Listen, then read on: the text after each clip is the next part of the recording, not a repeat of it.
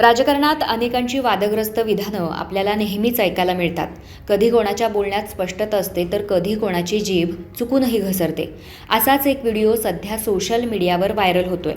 मध्य प्रदेशमधील काँग्रेसचे माजी मंत्री राजा पटेरिया यांचं एक वादग्रस्त विधान समोर आलंय. यामध्ये ते पंतप्रधान नरेंद्र मोदींच्या हत्येबाबत बोलताना दिसतायत.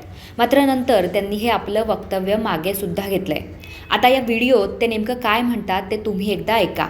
कि मोदी इलेक्शन खत्म कर देगा, मोदी धर्म जाति भाषा के आधार पर बांट देगा, दलितों को, वनवासी आदिवासियों को और अल्पसंख्यकों का भावी जीवन खतरे में है।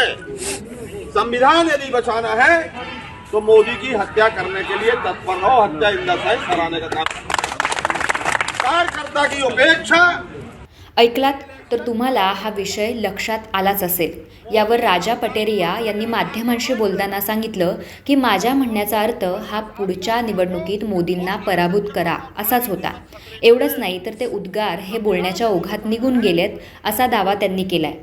कल मंडलम सेक्टर के कार्ड वितरण में पवई के दौरान एक वीडियो जारी हुआ है जिसमें मुझे बताया गया है कि मैं बोला कि मोदी की हत्या कर दो। मैं गांधी को मानने वाला आदमी हूं, गांधी की मानने वाला आदमी हत्या की बात नहीं कर सकता। वो वीडियो गलत तरीके से पेश किया गया है। मेरा कहने का आशय था कि राजनीतिक चुनाव क्षेत्र में उनको पराजित दिला के इस देश का संविधान बचाओ, अल्पसंख्यकों का, दलितों का और आदिवासियों की रक्षा करने के लिए, बेरोजगारी हटाने के लिए मोदी को पराजित करना आवश्यक है। मेरा उद्देश्य हत्या के को लेकर गलत तरीके से पेश किया गया। दरम्यान या व्हिडिओवरून भाजपा नेते आक्रमक झाले आहेत. काही कार्यकर्त्यांना संबोधित करत असताना त्यांनी मोदी निवडणुका संपुष्टात आणतील, मोदी धर्म, जात, भाषा यांच्या आधारावर फूट पाडतील, दलित आणि आदिवासींचं तसंच अल्पसंख्याकांचं जीवन संकटात आहे, जर संविधानाचं रक्षण करायचं असेल तर मोदींची हत्या करण्यासाठी तयार राहा. मात्र नंतर त्यांनी या विधानावर सारवासारव केली आहे. तसंच हत्येचा अर्थ पराभव असा त्यांनी सांगितलाय.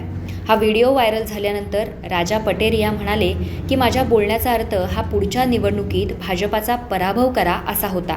बोलण्याच्या ओघात मी बोलून गेलो. मात्र ज्या व्यक्तीने हा व्हिडिओ रेकॉर्ड केला आहे त्यांनी केवळ हाच भाग उचलला आणि व्हिडिओ व्हायरल केलाय. माझ्या बोलण्याचा अर्थ तसा नव्हता. माझं विधान मोडतोड करून दाखवलं गेलं आहे असं त्यांनी स्पष्टीकरण दिलंय. या विधानाचा व्हिडिओ सोशल मीडियावर व्हायरल होत असताना काँग्रेस पक्षानंही हा वाद कमी करण्याचा प्रयत्न केलाय. काँग्रेसचे ज्येष्ठ नेते रशीद अल्वी यांनी म्हटलंय की पटेरिया यांनी आधीच याचं स्पष्टीकरण दिलंय. मात्र मध्य प्रदेशचे गृहमंत्री नरोत्तम मिश्रा यांनी त्यांच्या विरोधात FIR नोंदवण्याच्या सूचना राज्य पोलिसांना दिल्यात. पटेरिया यांच्या वक्तव्याचा निषेध करत मिश्रा यांनी कठोर कारवाईची मागणी केली असून हे महात्मा गांधींचं काँग्रेस नसल्याचं म्हटलंय.